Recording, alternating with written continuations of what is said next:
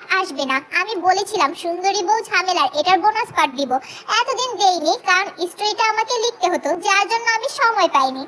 যারা সুন্দরী বউ ঝামেলার ওয়ান শটটা দেখোনি তারা বোনাস পার্টটা দেখার আগে সেটা অবশ্যই দেখে নিও, কারণ ওইটা না দেখলে কেউ এই পার্টটা দেখে কোনো মজাই পাবা না বা কিছুই বুঝবা না। তাই আমার অনুরোধ, সবাই আগে সেই পার্টটা আগে দেখে নিবে। আমি ওয়ান শটটির লিংক ডেসক্রিপশনে দিয়ে দিচ্ছি, সবাই চাইলে ডেসক্রিপশন বা প্লেলিস্ট থেকেও দেখতে পারবে। জাঙ্কুক তেকে ফ্রেশ করিয়ে তেকে নিয়ে শুয়ে পড়ে। সকাল 9টার দিকে তের ঘুম ভাঙলে তে ঘুম থেকে উঠে দেখে তার পাশে জাঙ্কুক নেই।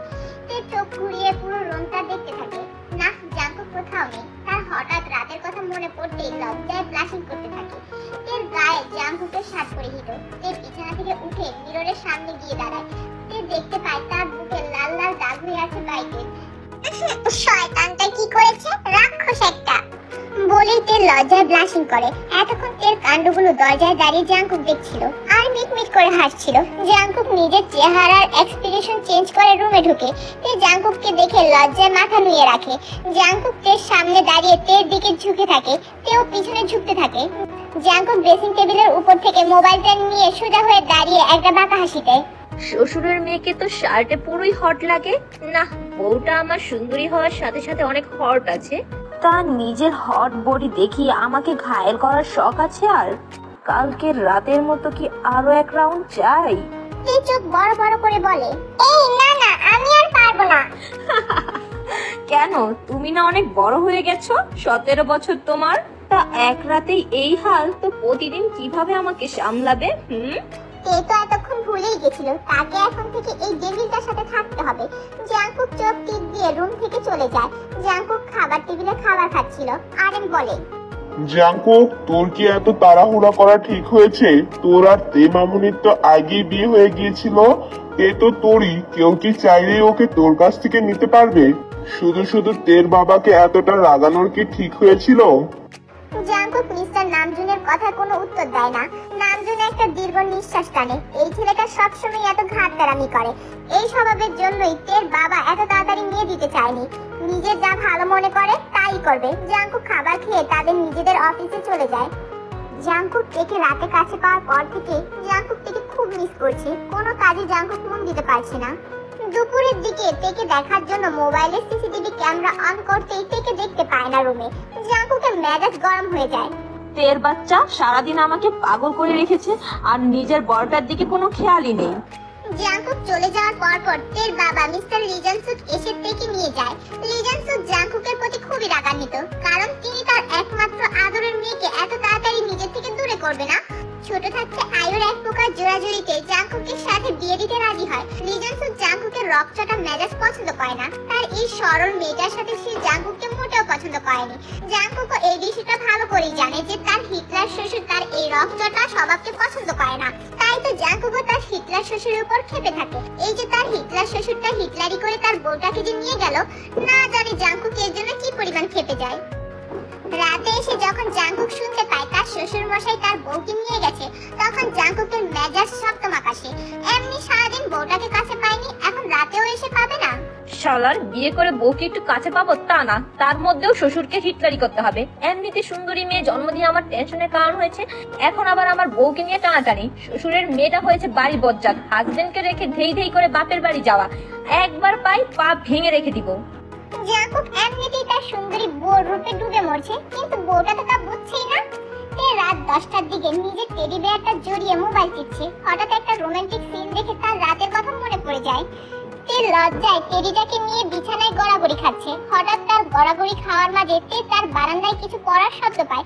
তে বারান্দায় গিয়ে দেখে একটা লোক তের বারান্দায়। তে যেই চেঁচাতে যাবে অমনি ব্যক্তিটি তের মুখ চেপে ধরে। আস্তে বেয়াদব। জাঙ্কুক তের মুখটা ছাড়তেই তে বলে, আপনি এত রাতে? হ্যাঁ, তোর জ্বালায় আমাকে আসতেই হলো। সারাদিন আমাকে জ্বালিয়ে পুড়ে আবার বাপের সাথে চলে আসা হয়েছে। আর তোর হিটলার বাপকেও বলিহারি, নিজের বউকে ছাড়া বুড়ো বয়সে থাকে না, আমার বউটাকেও নিজের সাথে নিয়ে আসে। কি বলছেন এসব? আমি আব্বুর কাছে বিচার দিব। হ্যাঁ জানি জানি, তুইও তোর বাপের মতনই হিটলার। তে চোখ ছোট ছোট করে তাকায়। জাঙ্কুক এমনি তার সুন্দরী বউর উপর ঘায়েল, আবার তার তাকানোতে যেন পাগল হয়ে যাচ্ছে। জাঙ্কুক তেকে নিয়ে রুমে চলে আসে। আপনি আসবেন বলেননি তো, আর বারান্দা দিয়ে কেন? তো কি তোর বাপের সামনে দিয়ে আসবো? হ্যাঁ আসতেই পারতাম, তোর বাপকে কি আমি ভয় পাই নাকি? ভয় না পেলে এভাবে আসলেন কেন? তোর বাপ তো না হলে মনে করবে আমি বউ ছাড়া থাকতে পারি না। এমনি তুই আমার টেনশনের কারণ, আবার তোর জন্য আমার এতদিনের ব্যক্তিত্বের দিকে আঙুল তুলবে, তা তো হবে না। আপনি যে বউ পাগল এটা তো এখন আমি বুঝে গেলাম। বলেই তে হাসতে থাকে। জাঙ্কুক রাগী চোখে তের দিকে তাকায়। মোটেও না, তোকে শিক্ষা দেওয়ার জন্য আমি এখানে এসেছি। তুই যে বিবাহিত মহিলা, ভুলে গেছিস স্বামীর প্রতি কি কোনো দায়িত্ব নেই? তার কি কোনো খোঁজ খবর নেওয়া লাগে না? জাঙ্কুক কথা বলার পর তেকে একটা নতুন ফোন দেয়। তে ফোনটা দেখে আনন্দিত হয়ে যায়। জাঙ্কুক তের মুখে খুশির উল্লাস দেখে এক দৃষ্টিতে তাকিয়ে থাকে। তে তো জাঙ্কুকের দৃষ্টি খেয়ালই করেনি। জাঙ্কুক আস্তে আস্তে তের কাছে চলে আসে। তে আর জাঙ্কুকের নিঃশ্বাস একে অপরের মুখে বাড়ি খাচ্ছে। জাঙ্কুক তের দিকে ঝুঁকেছিল, হঠাৎ তেকে কোলে নিয়ে খাটে বসে পড়ে। তের দুই পা জাঙ্কুকের দুই দিকে। তের পরনে 3/4 প্যান্ট আর টি-শার্ট ছিল। জাঙ্কুক তের গেঞ্জির ভিতর নিজের হাত ঢুকিয়ে দেয়। তের পেটে স্লাইড করতে করতে তের গলায় নাক ঘুষতে থাকে। তের মাথাটা কিছুটা উপরের দিকে। তের মুখ হা করে দম দিচ্ছে, তার যেন দম আটকে আসছে। জাঙ্কুক তো কালকে রাতেও তেকে ছুঁয়েছিল, তাও তের সারা শরীর কেঁপে কেঁপে উঠছে। জাঙ্কুকের হাত তের স্পর্শকাতর জায়গা ছুঁয়ে যাচ্ছে। তে জাঙ্কুকের শার্ট খামচে ধরে। জাঙ্কুক তের গেঞ্জিটা টেনে উপরে উঠিয়ে দেয়। তের সুন্দর শরীরে কালো রঙের ইনারে যেন তেকে আরো মারাত্মক লাগছে। গেঞ্জিটা তের গলা থেকে বারবার নিচে পড়ে যাচ্ছে। জাঙ্কুককে গেঞ্জিটা ডিস্টার্ব করায় জাঙ্কুক এক টানে গেঞ্জি খুলে দূরে ছুঁড়ে মারে। সাথে সাথে তেকে নিয়ে বিছানায় শুয়ে পড়ে। তের চোখ বন্ধ করে আছে। জাঙ্কুক তের কানের কাছে ফিস ফিস করে বলে, baby you are so hot, I need you. Jungkook তের দুই পাশে ভর দিয়ে উঠে বসে। আস্তে আস্তে তার শার্ট খুলতে থাকে। তের চোখ মেরে জাঙ্কুককে দেখে। সে জানে জাঙ্কুক কি করতে যাচ্ছে। জাঙ্কুককে কোনো প্রকার বাধা দেয় না, কারণ সে নিজেও কালকে রাতের পর থেকে সেই স্পর্শের জন্য পাগল হয়ে আছে। সে জাঙ্কুকের জিম করা বডির দিকে তাকিয়ে আছে। জাঙ্কুক তের দৃষ্টি বুঝতে পেরে বাঁকা হেসে তের উপর শুয়ে পড়ে। তের কানের কাছে আবার ফিস ফিস করে বলে, ইউ লাইক ইট বেবি। তে নিজের অনুভূতি জাঙ্কুককে দেখাতে লজ্জা পাচ্ছে। জাঙ্কুক তেকে একটু উঁচু করে তের ইনারটা খুলে ফেলে। তে নিজের বুকের উপর হাত চেপে ধরতে যাচ্ছিল, জাঙ্কুক তেকে আটকে দেয়। জাঙ্কুক তের শরীর থেকে ইনার খুলে তেকে দেখতে থাকে। জাঙ্কুক বলে, বেবি কেন ঢাকার চেষ্টা করছো? এগুলো তো আমি আগেও দেখেছি অনেকবার। তে চোখ কুঁচকে জাঙ্কুকের দিকে তাকায়। ইয়েস বেবি, আমি এগুলো অনেক আগেই দেখেছি। কি বলছেন এসব? তোমার রুমে আমি আগে থেকেই সিসি ক্যামেরা লাগিয়ে রেখেছিলাম তোমার উপর নজর রাখার জন্য। তে জাঙ্কুকের উপর একটু রেগে যায়। জাঙ্কুক তের রাগকে পাত্তা না দিয়ে তের বুকে মুখ গুজে দেয়। তের নরম বুকে লিক করছে আর হাত দিয়ে প্রেস করছে। বেবি তোমার এগুলো এত সফট, আমার তো খেতে খেতে মন চাচ্ছে। তে মনে মনে বলে, এখন কি ছেড়ে রেখেছিস শয়তান বেটা? Turn it, leave it, stop, format it, touch it, bring it, pay it, watch it, turn it, leave it, stop, format it, touch it, bring it, pay it, watch it, turn it, leave it, stop, format it, touch it, bring it, pay it, watch it, turn it, leave it, stop, format it. Google the king of the sound. Bust a bus back and just put a lock on the town. Now know my bitches be coming from miles around. See, they be coming, cause they know how to gouge Turn it around. up, make it know who holding the throne, so give me the crown. Niggas still looking and trying to give me a pound. I don't really fuck with you niggas is clowns. Making the bitches কয়েকদিন কেটে যায়। তেকে নিয়ে আয়ু আবার বাপের বাড়ি যায়। তেও খুব খুশি নানু বাড়িতে আসতে পেরে, কারণ জিমিনের সাথে সে সময় কাটাতে পারবে, দুষ্টুমি করতে পারবে। জিমিনেরও মন খারাপ থাকতো সুগার জন্য, কারণ সুগাও বিগত কিছুদিন ধরে জিমিনের সাথে যোগাযোগ করেনি। বর্তমানে জিমিন ঠিক করে ওড়না ধরে রাখ, আজকে ওই টাকলা বেটার কাছে একটাও পেয়ারা রাখবো না। তুই কথা না বলে আস্তে আস্তে কাজ কর, না হলে সবাই এসে যাবে। তে আর জিমিন দুই বাদল মিলে পাশের বাসার পেয়ারা গাছে চুরি করতে গেছে, কারণ গাছের মালিক সবসময় রুট ব্যবহার করে, তার পেয়ারা কেউ ধরলে। তারা দুইজন তাকে একটু টাইট দিতে চুরি করতে নেমেছে। জিমিন হঠাৎ কাউকে সামনে দেখে দৌড়ে বাড়ির দিকে চলে যায়। জিমিন যে ভয় পেয়ে চলে গেছে তা তে তো বুঝতেই পারেনি। তে পেয়ারা পেরে নিচে না তাকিয়ে পেয়ারা ফেলে দেয়। পেয়ারা ফেলেই সাথে সাথে তাকায়, দেখে পেয়ারাটা ঠিক জাঙ্কুকের মাথায় লেগেছে। তে ভয়ে ব্যালেন্স হারিয়ে গাছ থেকে পড়ে যেতে নিলে জাঙ্কুক ধরে ফেলে। জাঙ্কুক রাগী চোখে তাকিয়ে আছে তের দিকে। এই ফাফুড, এটাই বাকি ছিল অন্যের বাসায় চুরি করা। তোর হিটলার বাপকে কি গিয়ে বলবো তার মেয়ের কারবার? জাঙ্কুক ভাইয়া তুমি এখানে? তের মুখে ভাইয়া কথা শুনে আরো খেপে যায়। তেকে থারাম দিয়ে ফেলে দেয়। তে প্রচুর ব্যথা পায়, কাঁদো কাঁদো হয়ে তাকায় জাঙ্কুকের দিকে। জাঙ্কুক তেকে বকাবকি করে তেকে নিয়ে বাড়ি ফিরে আসে। তে জাঙ্কুকের সাথে রাগ করে একটাও কথা বলেনি।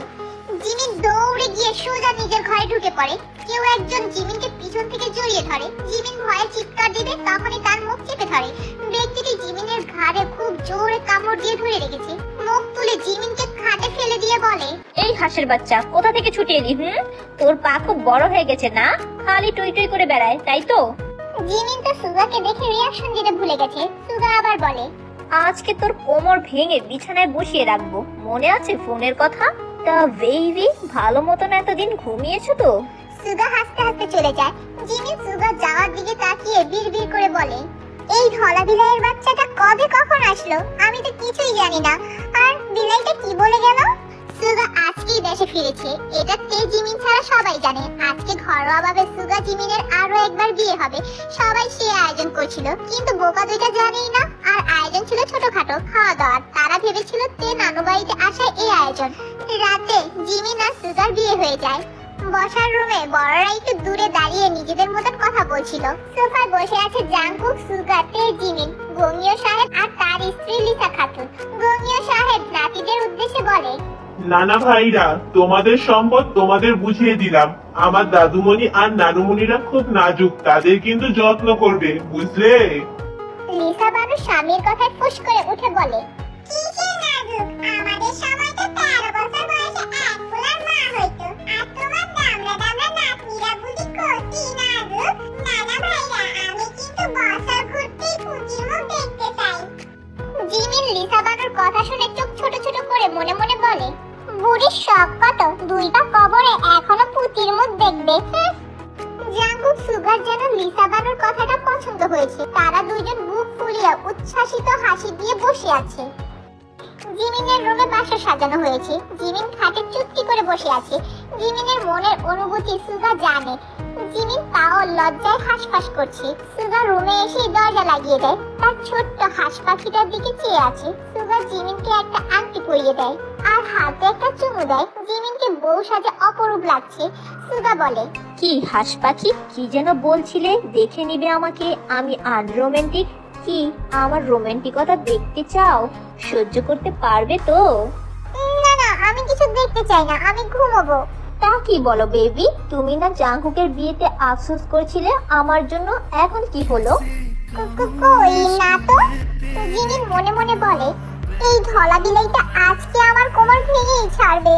সুগা জিমিনের কানের কাছে মুখ নিয়ে বলে, আজকে থেকে রেডি থাকো নির্ঘুম রাত কাটানোর জন্য, অনেক সময় দিয়েছি পাখি। সুগা এই কথা বলে জিমিনের ঠোঁট দখল করে নেয়। সুগা পুরোপুরি জিমিনে মত্ত হয়।